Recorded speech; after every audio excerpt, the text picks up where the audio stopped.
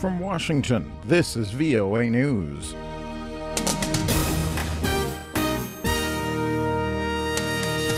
The Taliban claims responsibility for a deadly attack in Kabul. Court acquits former Egyptian President Hosni Mubarak. I'm Vincent Bruce reporting from Washington. Afghan officials say 2 civilians and 3 Taliban attackers have died in an assault on a foreign guest house in Kabul. Afghan's Interior Ministry spokesman Sediq Sediqqi. There was a house belonging to an international NGO that came under the attack. The police came to the area and tried to kill these attackers. So luckily 2 of them were killed.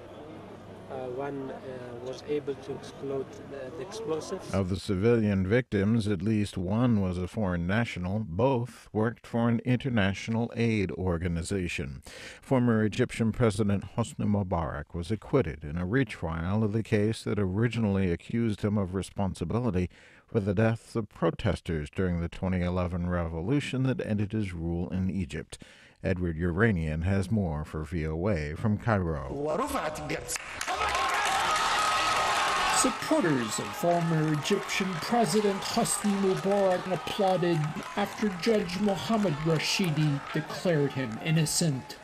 The landmark case was a retrial of charges first brought against Mubarak in 2011, alleging he was responsible for the deaths of 239 protesters during the uprising that overthrew him.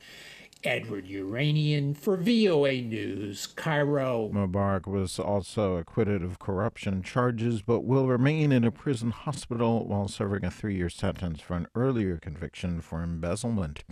Turkish officials are disclaiming a Kurdish announcement that members of the group calling itself the Islamic State attacked the Syrian border city of Kobani on the Turkish side of the border. More on these stories at voanews.com.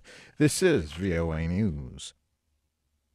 Taiwan's ruling Nationalist Party, known for its engagement with old enemy China, suffered a worse-than-expected defeat in local elections Saturday. The results could hurt the Nationalist Party's odds of holding the presidency in 2016 and could slow talks with Beijing. George Tsai is political science professor at Chinese Cultural University in Taipei. He says that the Nationalists, or KMT party, must now work to hold public support for deals with China. There will be further challenges from within and without. And the cross-strait relation will face challenges ahead, and KMT people might jump off and challenge his authority. It's going to be difficult for Ma Ying-jeou. People are fed up with his governance. The elections give momentum to the chief opposition party, the Democratic Progressive Party, which takes a tougher stance on China. At a meeting of Arab League foreign ministers Saturday, Palestinian Authority President Mahmoud Abbas briefed Arab foreign ministers in Cairo about the impasse in peace negotiations with Israel. Abbas said multiple obstacles prevent the Palestinians from entering into negotiations with Israel, especially unilateral action such as the Israeli cabinet's action this month to officially define Israel as a nation-state of the Jewish people and affirm the country's essential Jewish character. Abbas added, officially declaring Israel as a Jewish state, along with other measures the Netanyahu government is considering, amounts to apartheid.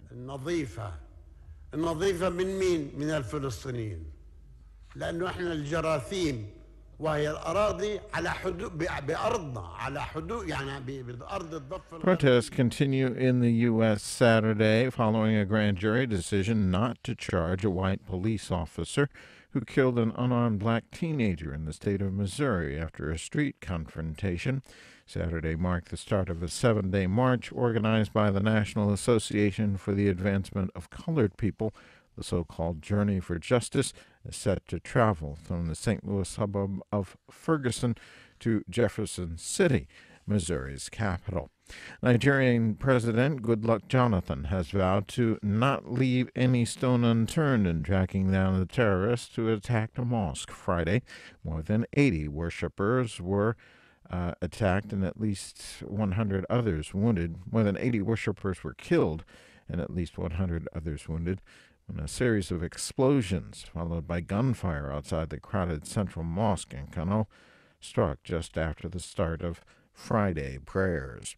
And Pope Francis clasped his hands and bowed his head Saturday as he stood next to Istanbul's Mufti Rami Yaran, who was performing a prayer in Turkey's 17th century Sultan Ahmet Mosque, also known as the Blue Mosque. I'm Vincent Bruce, reporting from Washington. That's the latest world news from VOA.